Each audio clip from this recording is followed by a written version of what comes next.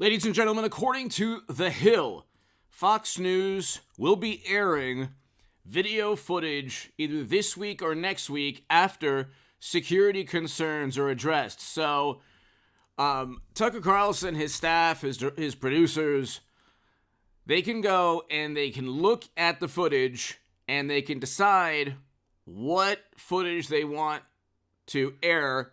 They're not limited in terms of what they can show. They can't just take the videotapes or the video footage from Congress. So Kevin McCarthy has allowed Tucker Carlson and his staff to review 40,000 plus hours of security footage. The process is they can decide, hey, we want this, we want that, we want this, we want these images, these scenes, this moment in time, and we want it's in its entirety.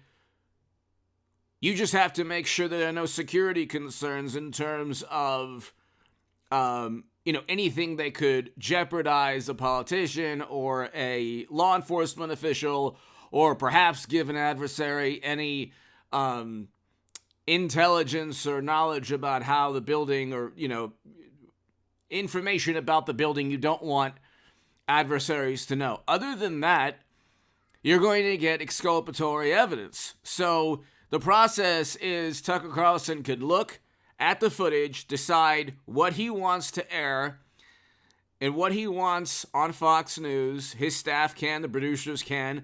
They then request 5 minutes, 10 minutes, 2 minutes, whatever, 2 hours, 5 hours, 20 hours of footage, whatever it is that they want, that shows a narrative completely different from the Kinzinger and Cheney and Democratic Party, CNN, MSNBC narrative. So Kinzinger and Cheney, Adam Kinzinger voted alongside Trump in Congress, according to 538, over 90% of the time.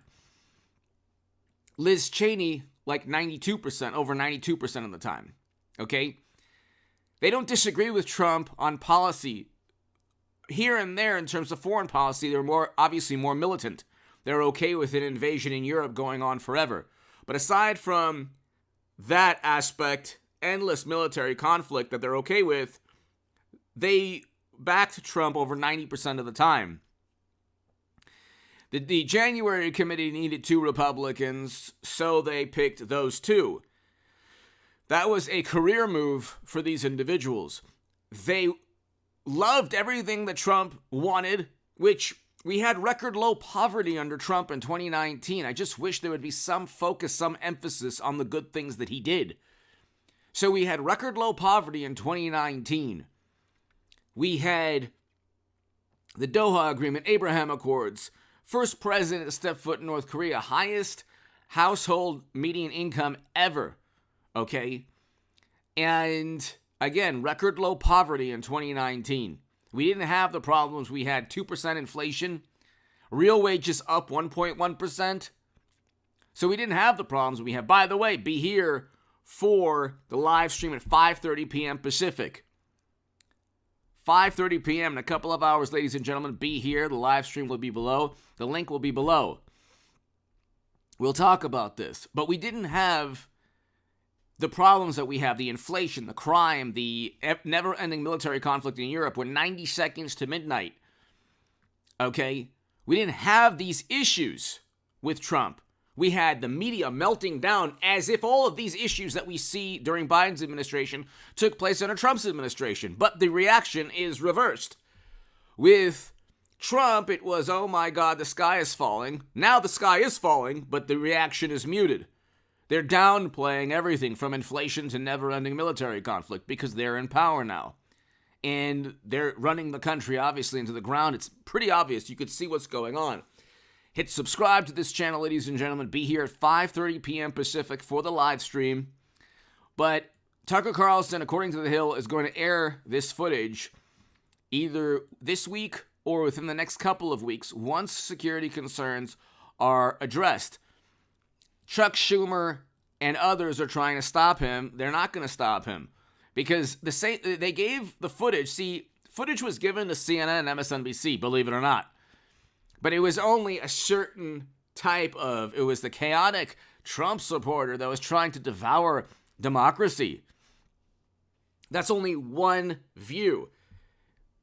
If you use CNN's logic, because there were more people there that day that were peaceful, it was mostly peaceful. If you use CNN's logic, it was mostly peaceful. Okay? So, there you go. And the issue, ladies and gentlemen, is you have a distorted view of reality. The reality was that it was a terrible day, should never have taken place, but that type of scene took place every day that summer. And that's what I think people deliberately forget.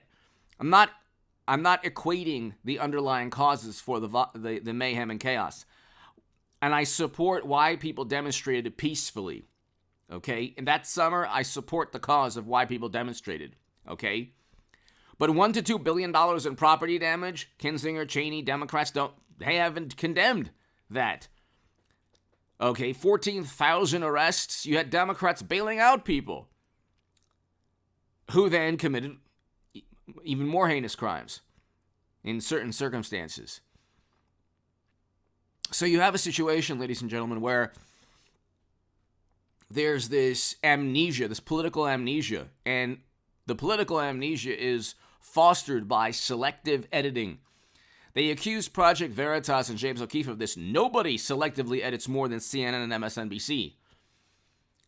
And one person, for example, was acquitted because he was just allowed in, walked in. Some people now, they're saying, were pushed in to the building or deceived to go into the building by people I don't know if people working there, but you'll see, we'll see footage. I don't know the exact scene, what took place, because I haven't seen the footage, but there are reports of examples or scenes that you would never imagine that were the antithesis of what Cheney and Kinzinger and Democrats tried to foment.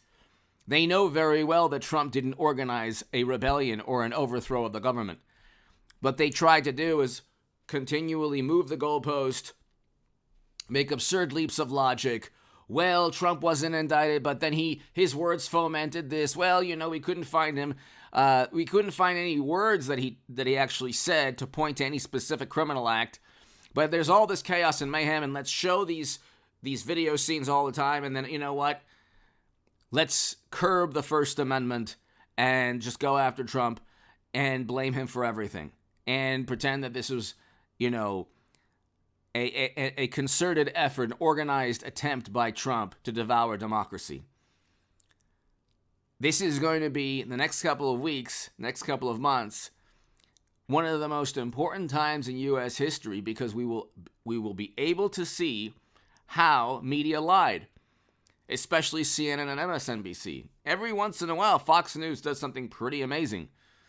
And I think that, or I should say, every once in a while, and I should say, in this case,